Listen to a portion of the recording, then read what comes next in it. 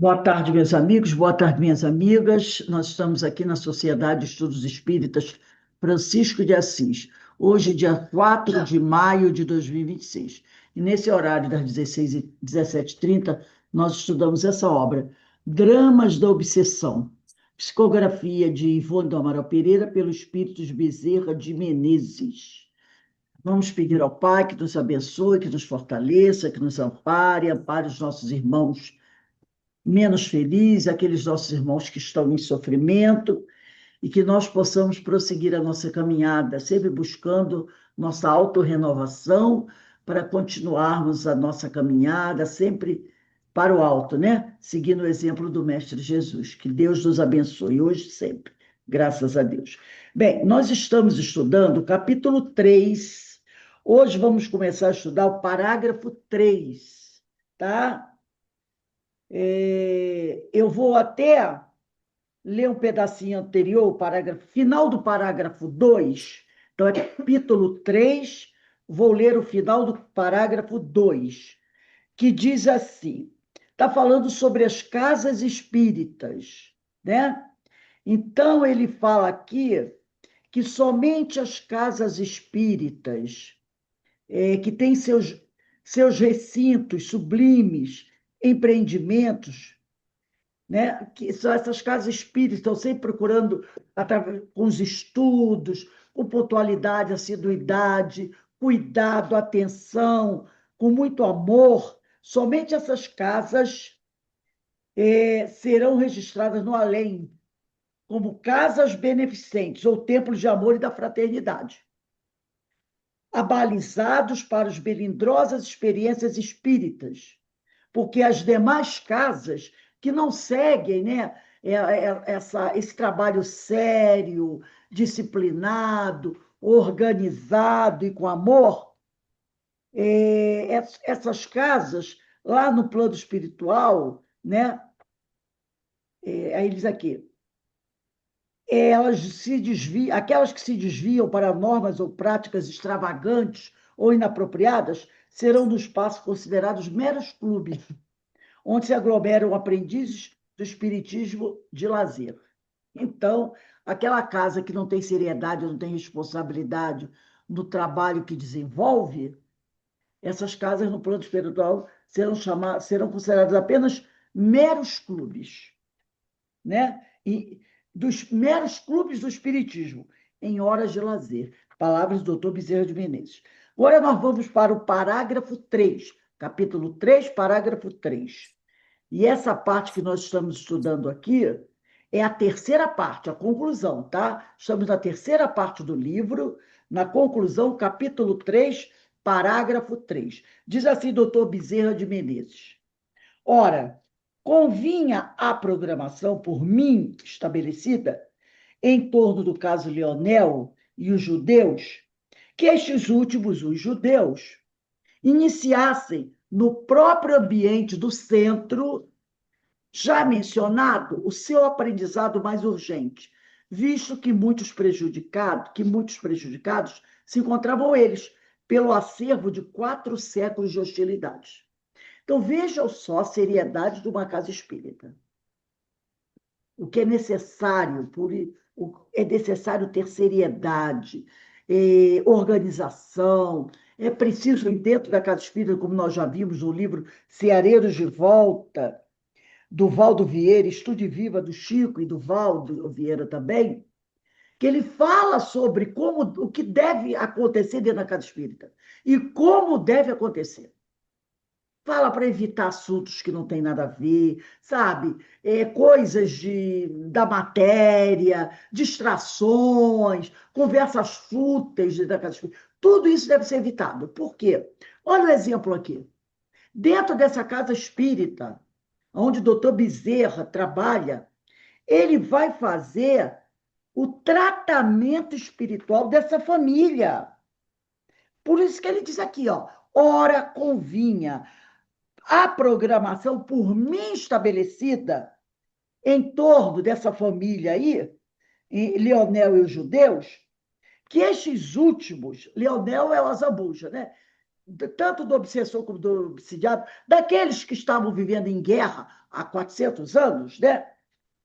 Que esses últimos judeus, a família Moab, iniciassem o tratamento deles no próprio ambiente do centro, que ali acontecesse o aprendizado urgente. Então, se o aprendizado mais urgente, se esse centro não mantiver aquela ambientação, aquela harmonia adequada, como é que o doutor Bezerra vai conseguir tratar desses irmãos num ambiente totalmente desequilibrado? Visto, ele diz aqui, que eles já estavam muito prejudicados porque viviam naquele inferno há mais de 4 séculos, para que os removêssemos tão subitamente para o espaço, a despeito das possibilidades que tínhamos de o fazer. Então, ele diz aqui, ó, que eles já se encontravam prejudicados pelo acervo de 4 séculos de hostilidades para que os removêssemos tão subitamente para o espaço, a despeito das possibilidades de que tipo de fazer. Ele disse, doutor Bezerra, eu poderia fazer o tratamento dos judeus, da família Boab, lá no plano espiritual. Eu poderia. Mas para eles seria muito difícil, né? Seria assim, quase como uma violência, né?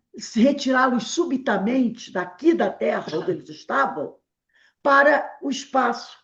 Nós poderíamos fazer esse trabalho, mas seria muito agressivo para eles. Então, resolvemos tratá-los aqui, na casa espírita terrestre, né? Aliás, o seu embrutecimento vibratório, a exiguidade da sua visão espiritual, eles não tinham quase visão espiritual nenhuma, né? Que não perceberia senão formas pesadas se adaptariam mesmo ao sistema físico humano. Então, eles estavam tão materializados, mas tão materializados, que, devido ao seu embrutecimento vibratório, à exiguidade da sua visão espiritual, que não perceberia senão formas pesadas.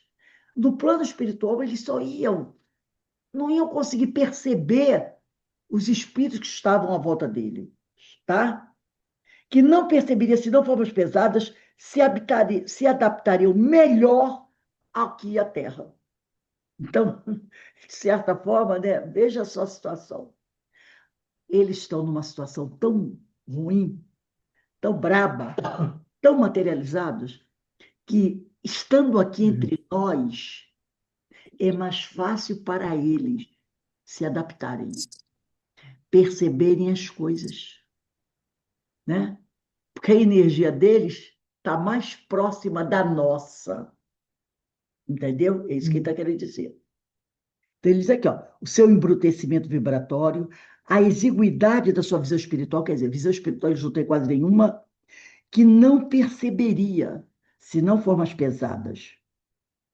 Eles se adaptariam melhor ao sistema físico humano. Enquanto que, no além, lá no plano espiritual, nos seriam necessárias materializações muito penosas, a fim de que nós fizéssemos devidamente compreendido. Então, doutor Bezerra e a equipe espiritual teriam que se materializar muito para que pudessem ser percebidos por eles. Entendeu? Por isso que ele fala. Enquanto que no além, quer dizer, do plano espiritual, nos seriam quem? Doutor Bezerra e equipes, desencarnada. Nos seriam materializações muito penosas, a fim de que nos fizéssemos devidamente compreendidos. Quer dizer, eles iam ter que se materializar muito, se embrutecer muito, para que eles pudessem ver, para que a família Boa pudesse ver esses espíritos. O ambiente no núcleo espírita terrestre, é uma casa espírita terrestre. O ambiente do núcleo espírita, em que se desenrola o feito em apreço, quer dizer, o trabalho, prestava-se ao magno serviço. Não se ouvia repercutir ali, nas vibrações distendidas, o eco da maledicência. Então, é uma casa espírita organizada, evangelizada. Então, ela tem os atributos necessários para se realizar esse trabalho. Então, ali não tem o eco da maledicência e tampouco do comentário maledicente. Não retinia o som do gargalhar, aquele gargalhar do deboche, nem as trepidações insulsas de cenas e acontecimentos próprios do mundo. Aí é o que ele está falando. Vamos evitar trazer assuntos do mundo, das desgraças do mundo, vamos dizer assim, das políticas do mundo, para dentro da casa espírita.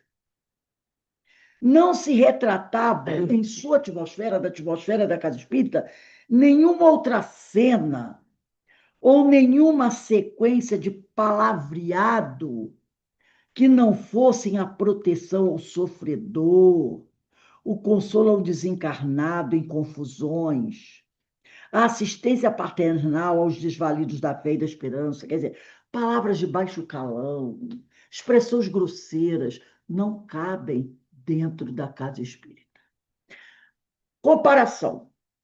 Você tem um centro cirúrgico que está para receber uma pessoa que vai fazer uma cirurgia. Qualquer cirurgia. Não vou dizer cirurgia delicada, qualquer cirurgia. Um centro cirúrgico. Antes desse centro cirúrgico ser preparado para receber aquela pessoa, antes dele, ou melhor, ter as portas abertas para receber o paciente, ele é o quê? Ele sofre um processo de asepsia, limpeza, não é? Rigorosa, rigorosa. Os médicos, os enfermeiros, todos também, lavam as mãos, lavam os braços, lavam tudo, botam máscara. Por quê? Usam aqueles protetores dos sapatos para não trazer nenhuma bactéria do externo para dentro do centro cirúrgico. E às vezes acontece de passar. E aí o paciente pega o quê? Bactéria hospitalar. Às vezes ele pega na enfermaria, se não tiver bem higienizado, ou pega até no centro cirúrgico, se não tiver bem higienizado. Já aconteceu casos, né? De dar até um escândalo danado. Não houve um problema no centro cirúrgico e houve um vazamento e entrou. Às vezes, uma vez foi um vazamento de um cano de esgoto que passava ali e não sabiam. E deu vazamento, ficou gotinhas, e o paciente morreu. Então, olha o cuidado no centro cirúrgico. A mesma coisa deve ser com a casa espírita. Porque a espiritualidade, antes de um trabalho acontecer como o nosso, ela chega mais cedo, faz uma limpeza com ozônio, porque o ozônio é bactericida, principalmente nas reuniões mediúnicas, reuniões de tratamento espiritual. Faz uma limpeza com ozônio para matar as bactérias, para que esteja o mais limpo possível, para que o paciente ali não corra riscos. A mesma coisa deve ser uma casa espírita. Qual o problema da casa espírita? São os nossos pensamentos e as nossas palavras, que podem encher de miasmas, larvas mentais, o ambiente da casa espírita. E aquele que penetra aqui fica contaminado. E como é que a espiritualidade vai fazer o tratamento numa casa assim, contaminada? Então a gente tem que pensar. Então ele diz aqui, doutor Bezerra de Menezes, resolvi, por isso mesmo, que meus pupilos do momento habitassem temporariamente aquele centro, nos exemplos e ações de cujos trabalhadores, encarnados e desencarnados, se instruíssem quanto à verdadeira significação da doutrina do Cristo. Pois até então, para eles, o cristianismo seria perseguições e rapinagem, ódio e assassínio, sangue e corrupção. Então, a equipe espiritual da Casa Espírita, equipe do Dr. Bezerra de Menezes, né? Ele diz aqui, meus pupilos do momento. Ele traz os espíritos, que são pode ser assim, os secretários deles, né? Os pupilos, os ajudantes dele, para virem ficar dentro da Casa Espírita, participando de estudos evangélicos, porque a Casa Espírita tem estudos evangélicos, trazendo a família Boab, para que a família Boab, desencarnada, participassem dos estudos evangélicos da casa. Por quê?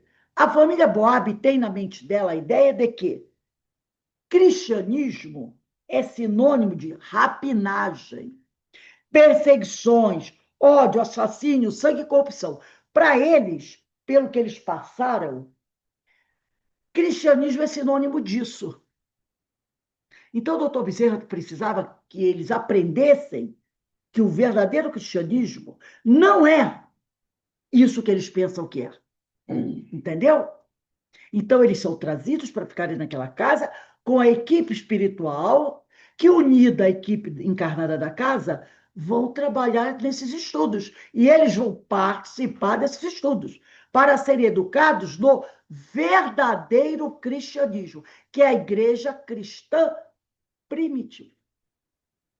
Aí ele diz aqui: fala-nos do grande Rabone, que é Jesus, teu amigo que concedeu asilo e proteção ao nosso Esther, porque Esther falou para eles: eu fui recebida pela equipe do Rabone, eles me protegeram, eles me orientaram, né? Ela fala isso para a família.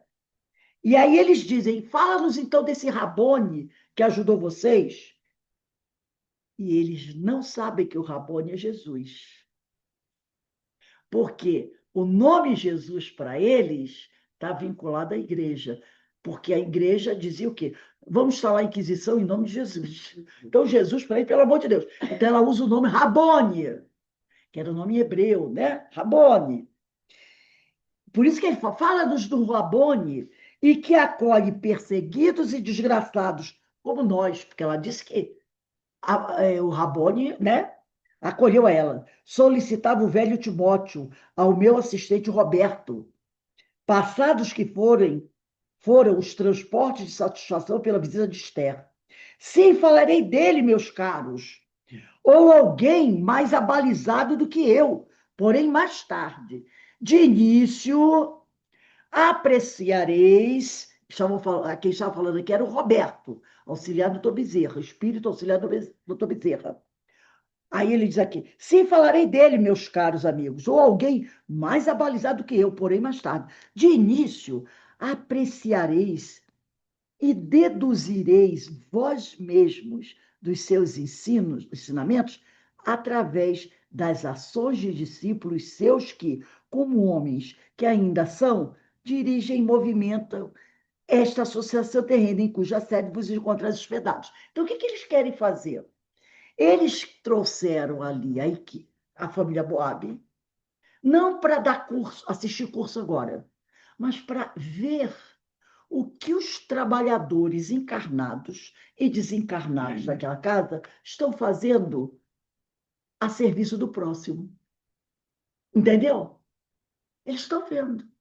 Vão ver como é que eles trabalham. E detalhes. Aí eles perguntam: quem são esses homens que estão fazendo tanta bondade? Ó, estão a serviço do Rabone. O Rabone, né? Então está aqui. Eles vão observar o que aqueles homens estão fazendo e tirar suas deduções, né? Do que aqueles homens estão fazendo, através das ações de discípulos seus, que, como homens que ainda são, dirigem movimento associação. Então, são homens encarnados ainda, que estão fazendo bem. E trabalham para quem? Para o Rabone. Né? Esther e eu, embora não residindo aqui, Esther, Roberto, e ele está dizendo para a equipe, para a família Boab, ó, eu, Esther, embora não residindo aqui, permaneceremos às vossas ordens, às ordens da família Boab, vigilantes para vos atendermos em quaisquer esclarecimentos necessários. Mas creio será inútil, pois melhor analisareis o valor da doutrina desse grande mestre, observando o labor dos seus discípulos, que nela se orientam e disciplina. Está dizendo assim, vocês não vão precisar da gente. O melhor aprendizado para vocês é vocês observarem o que está acontecendo aqui e como está acontecendo. E saber que esses homens trabalham para o mestre. Mas ninguém falou Jesus. Para o mestre. Porque para o judeu, infelizmente, a gente vê muita confusão hoje em dia. Ainda, para o judeu, Jesus não passa de um homem qualquer. Para o judeu, eu não estou ofendendo os judeus, não, é verdade. As pessoas têm que entender que os judeus não são cristãos. Eles nunca, nem naquele passado, nem hoje, viram Jesus como um mestre, como nós vemos. Não estou aqui querendo desmerecer, não. É a verdade. Da mesma maneira que o budista não vê Jesus como mestre. Como o hinduísta não vê Jesus como mestre. Eles têm os lá, é Buda, né? Eles têm lá, é Confúcio, tem lá. Como os judeus têm quem? Tem Moisés. O muçulmano também não vê Jesus, não é cristão. Ele não vê Jesus como, peraí, é como o seu mestre principal. Para eles é Maomé. Mas o muçulmano, diferentemente do judeu, vê Jesus como um dos maiores profetas que já veio à Terra. Parece incrível, né? O muçulmano, se você pegar o livro dos muçulmanos, que é a Torá, não, do muçulmano, é a Torá, né? Não, a Torá é dos judeus. Dos judeus, dos muçulmanos é outro, esqueci o nome agora, desculpe. O livro dos muçulmanos. Eles veem, Carmen, vê se você lembra aí, o nome do livro dos muçulmanos. Eles veem, para eles, Maomé é o maior dos profetas. Mas Jesus é um dos grandes profetas que já existiu. E para eles, Maria, a mãe de Jesus, é a maior, é a mulher mais santa que já existiu na Terra. A mulher mais virtuosa. Veja só isso. Para o muçulmano, Maria é a mulher mais virtuosa. O Alcorão, que é o livro dos muçulmanos. Para eles, Maria é a mulher mais virtuosa que já existiu na Terra. E Jesus, um dos maiores profetas. Tanto que quando eles falam de Jesus, é mais ou menos assim. Ah, não sei o que lá, Jesus, ele, para sempre seja louvado, salve o maior dos profetas. Ah, Maria, para sempre seja. Toda vez que eles está lá no Corão, que eles citam o nome de Maria, eles fazem uma homenagem a ela. Fale Jesus, eles fazem homenagem. E eles não são cristãos, mas reconhecem Jesus como um dos maiores profetas e a Maria, a mulher mais virtuosa que existiu na Terra.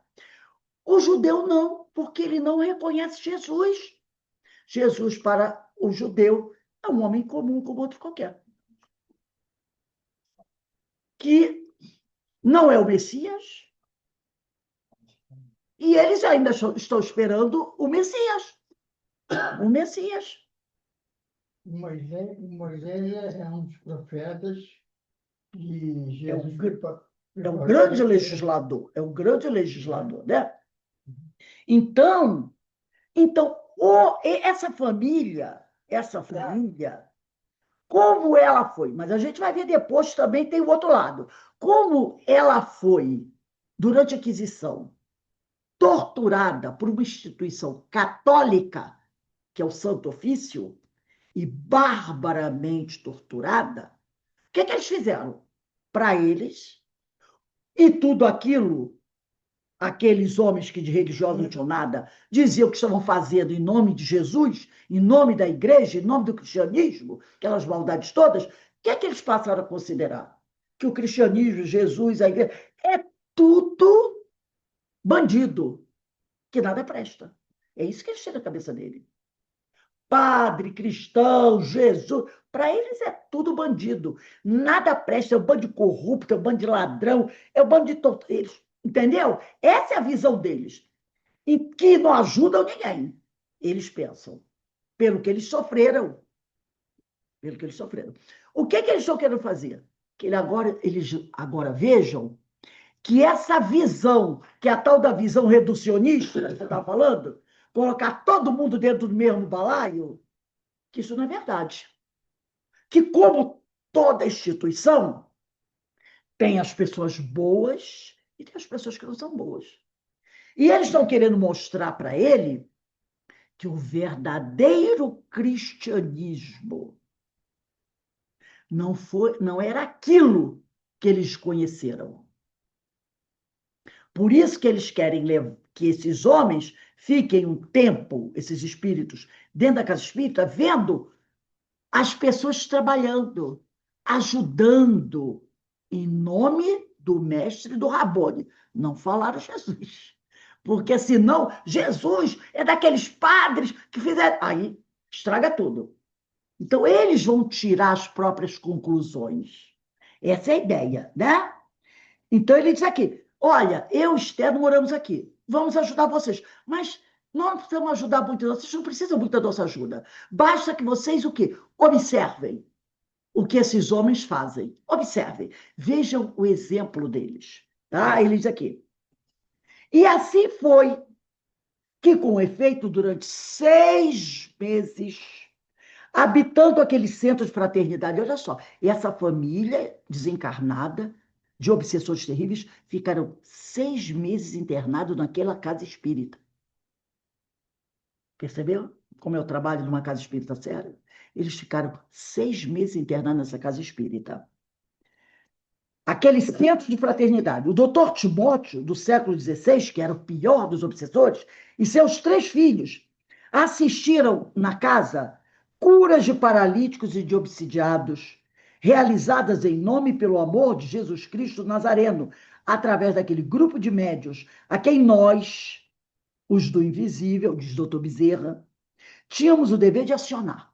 Então, os trabalhadores encarnados faziam o tratamento espiritual, faziam as mesas mediúnicas para atender os espíritos, os desencarnados e os encarnados. E a família Boab assistia tudo.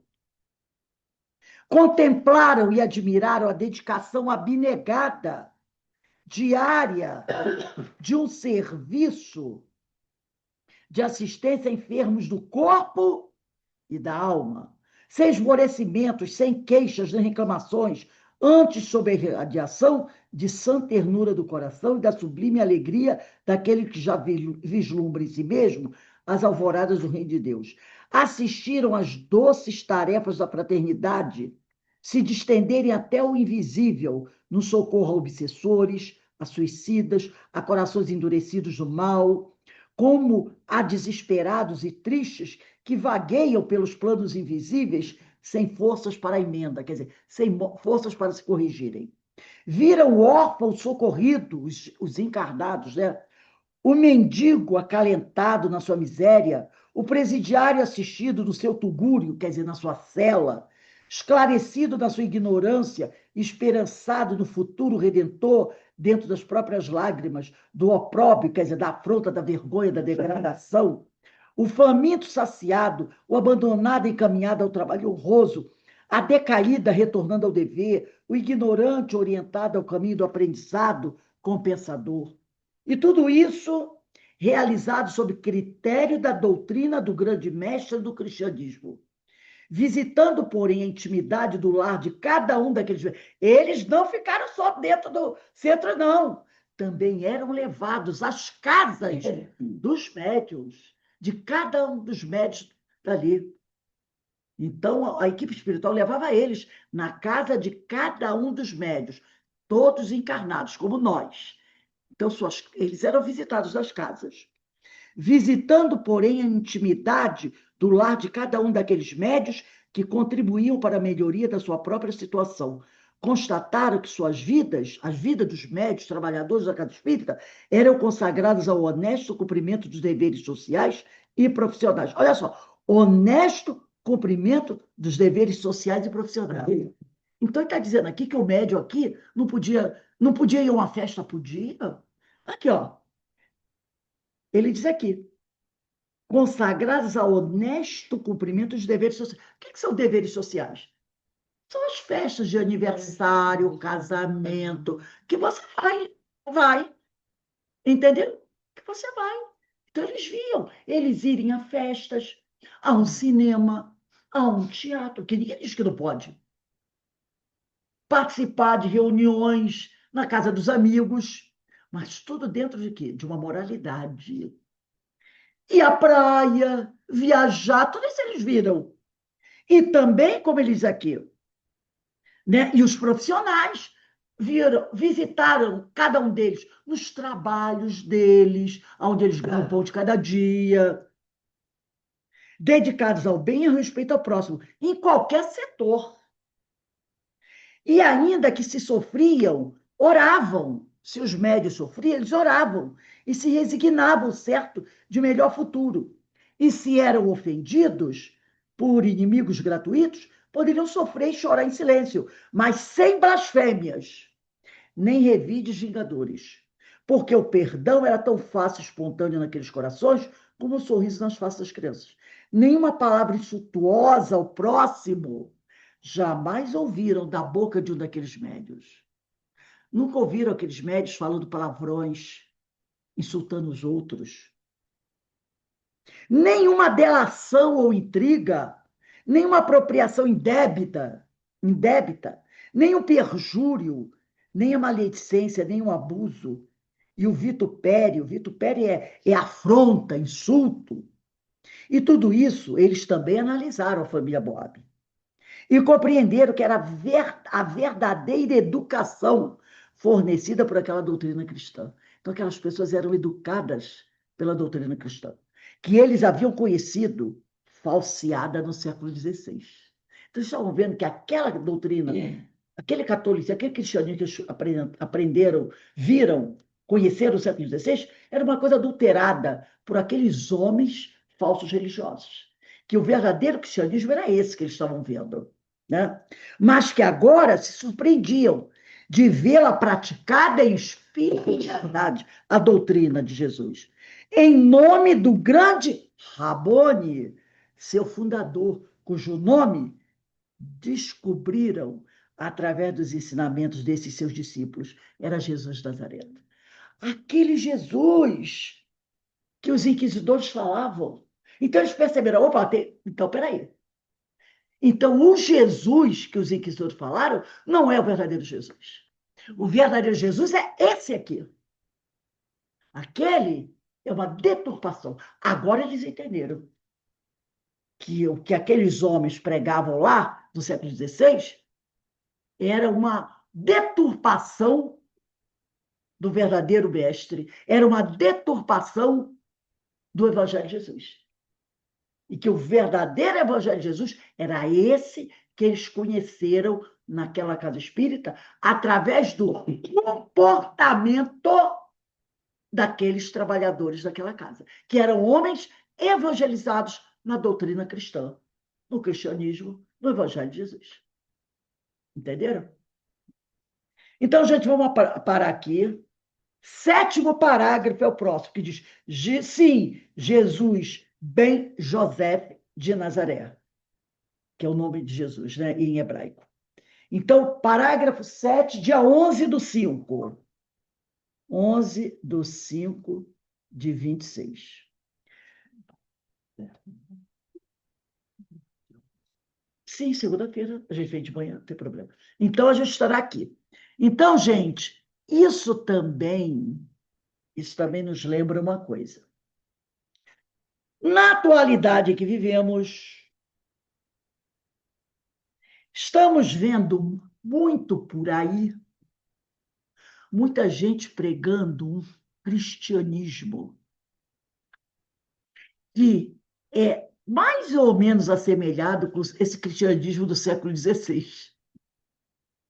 Totalmente diferente do verdadeiro cristianismo. Ou não é? Não é o que a gente vê muito por aí? As pessoas agindo, falando do cristianismo, e você olha e diz assim: não, isso aí não foi ensinado por Jesus, não. Me desculpe, mas nunca, jamais ouvimos uma palavra de Jesus semelhante a essa tua aí.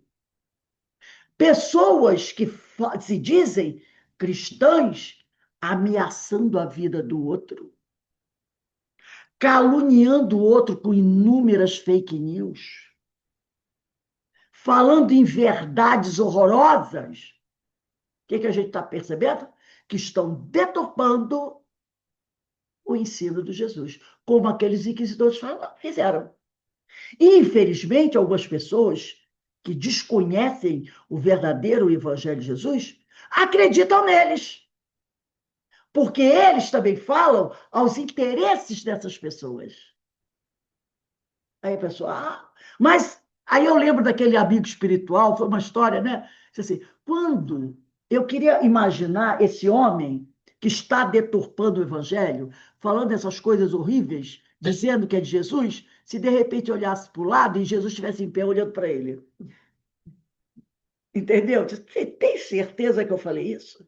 Você tem certeza que eu falei isso? Porque nós já sabemos que Jesus não falou aquilo.